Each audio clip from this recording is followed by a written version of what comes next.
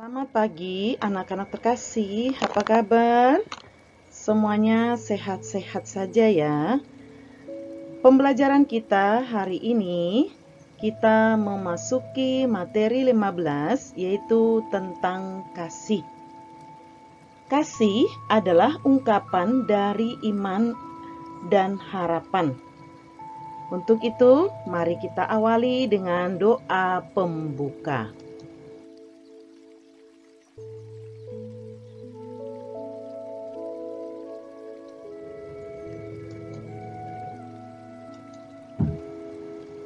Dalam nama Bapa dan Putra dan Roh Kudus, amin.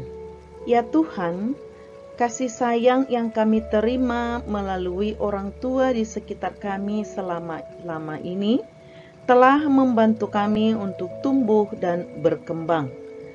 Ajarilah kami untuk memahami kasih yang Engkau berikan kepada kami. Bantulah kami agar kami mampu membagikan kasih kepada setiap orang. Demi Kristus Tuhan kami.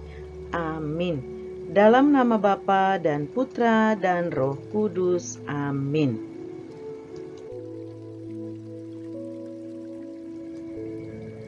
Anak-anak terkasih, mari kita awali pembelajaran kita dengan menyanyikan lagu kasih, yaitu Kasih Yesus Manis dan Indah. Anak-anak pasti tahu ya. Mari kita ikuti lagu-lagu ini dengan semangat.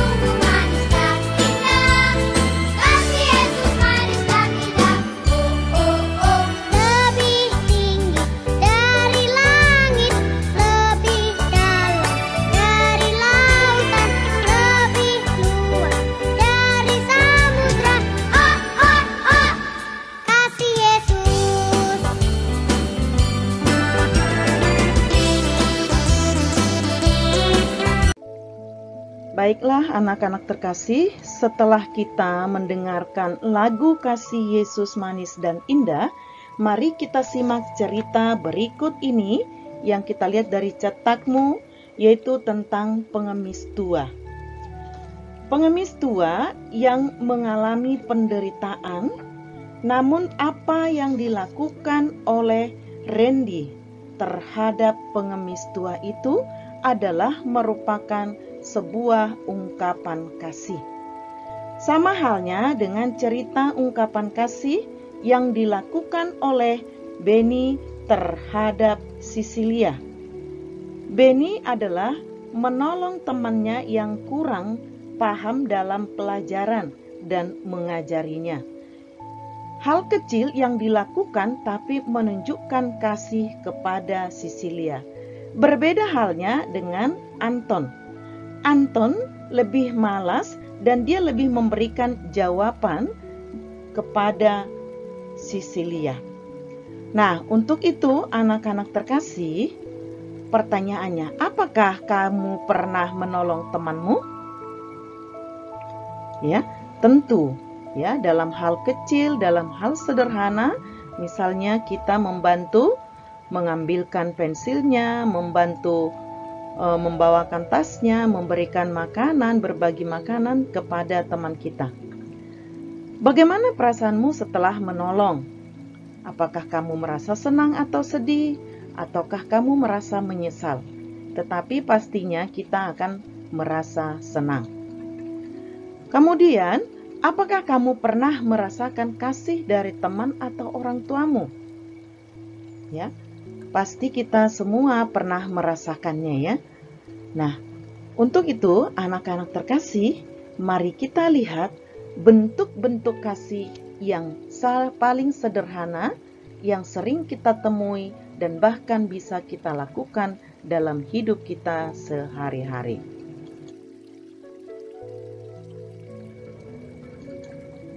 Nah, bentuk-bentuk kasih dimulai dari hal-hal yang sederhana. Contohnya apa yang dapat kita lakukan?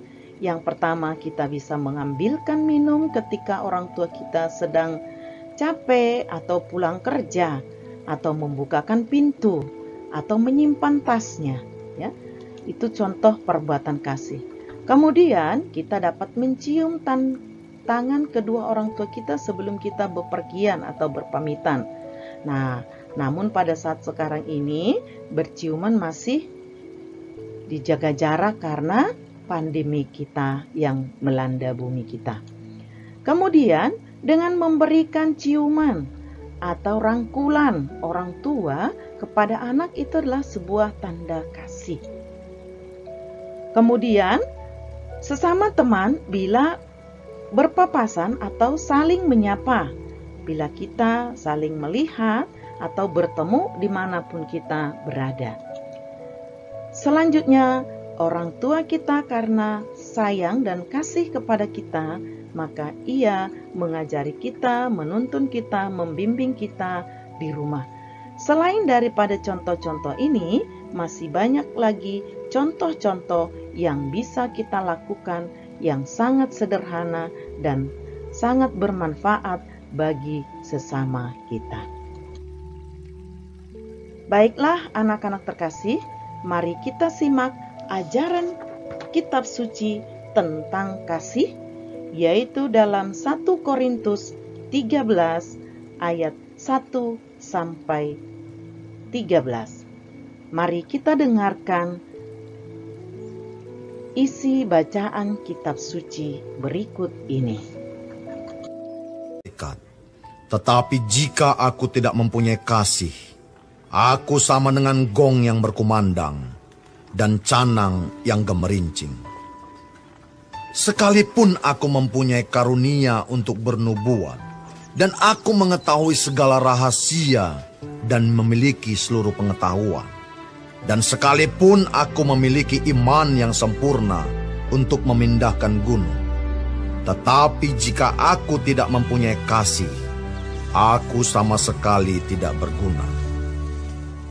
Dan sekalipun aku membagi-bagikan segala sesuatu yang ada padaku, bahkan menyerahkan tubuhku untuk dibakar, tetapi jika aku tidak mempunyai kasih, sedikit pun tidak ada faedahnya bagiku. Kasih itu sabar, kasih itu murah hati, ia tidak cemburu. Ia tidak memegahkan diri dan tidak sombong. Ia tidak melakukan yang tidak sopan dan tidak mencari keuntungan diri sendiri. Ia tidak pemarah dan tidak menyimpan kesalahan orang lain. Ia tidak bersuka cita karena ketidakadilan, tetapi karena kebenaran. Ia menutupi segala sesuatu, percaya segala sesuatu, mengharapkan segala sesuatu, sabar menanggung segala sesuatu. Kasih tidak berkesudahan, nubuat akan berakhir, bahasa roh akan berhenti, pengetahuan akan lenyap. Sebab pengetahuan kita tidak lengkap, dan nubuat kita tidak sempurna. Tetapi jika yang sempurna tiba, maka yang tidak sempurna itu akan lenyap. Ketika aku kanak-kanak, aku berkata-kata seperti kanak-kanak. Aku merasa seperti kanak-kanak. Aku berpikir seperti kanak-kanak. Sekarang sesudah aku menjadi dewasa, aku meninggalkan sifat kanak-kanak itu. Karena sekarang kita melihat dalam cermin, suatu gambaran yang samar-samar. Tetapi nanti kita akan melihat muka dengan muka. Sekarang aku hanya mengenal dengan tidak sempurna, tetapi nanti aku akan mengenal dengan sempurna, seperti aku sendiri dikenal. Demikianlah tinggal ketiga hal ini, yaitu iman, pengharapan, dan kasih. Dan yang paling besar di antaranya ialah kasih. Anak-anak yang terkasih, kasih ada. Dalam 1 Korintus 13 ayat 1 sampai 13 kita dapat melengkapi tabel-tabel sebagai tugas kita, yaitu melengkapi sifat-sifat orang yang memiliki kasih. Boleh kamu buka dari cetakmu. Di situ kita lihat dari ayat 4 sampai 7.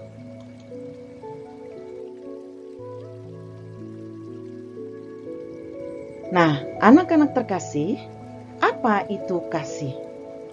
Kasih adalah perasaan yang timbul dalam hati manusia ketika ingin menolong sesamanya. Apakah ciri-ciri kasih itu?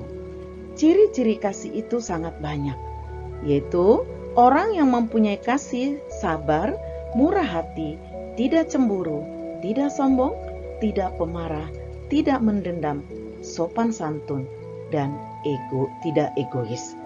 Ya, dan dapat kita lihat dalam 1 Korintus 13 ayat 4 sampai 7.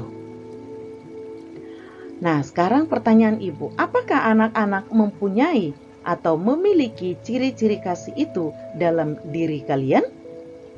Coba, ciri-ciri kasih apa yang sudah kalian miliki? Ya, tentu Ibu harapkan kalian sudah memiliki atau kita semua sudah memiliki ciri-ciri kasih itu.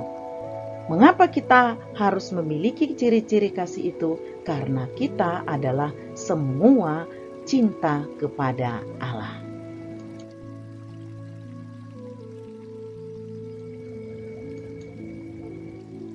Anak-anak terkasih, sebagai orang Kristiani, kasih adalah bukti iman yang paling nyata dari orang-orang yang mengharapkan keselamatan dari Allah. Santo Paulus pernah berkata, dari antara iman, harapan, dan kasih, yang paling besar adalah kasih. Kenapa? Karena kasih adalah perbuatan nyata kepada sesama kita. Yesus pernah berkata, barang siapa mengasihi sesamaku, dia telah mengasihi aku. Yesus berkata, iman tanpa perbuatan juga akan mati. Ya.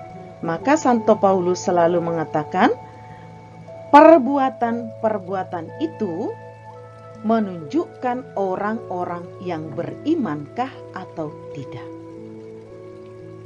Maka kita menyatakan kita beriman kepada Tuhan tapi tidak melakukan perbuatan kasih, sama sekali itu adalah kosong. Maka kasih adalah ungkapan iman dan harapan kepada Allah.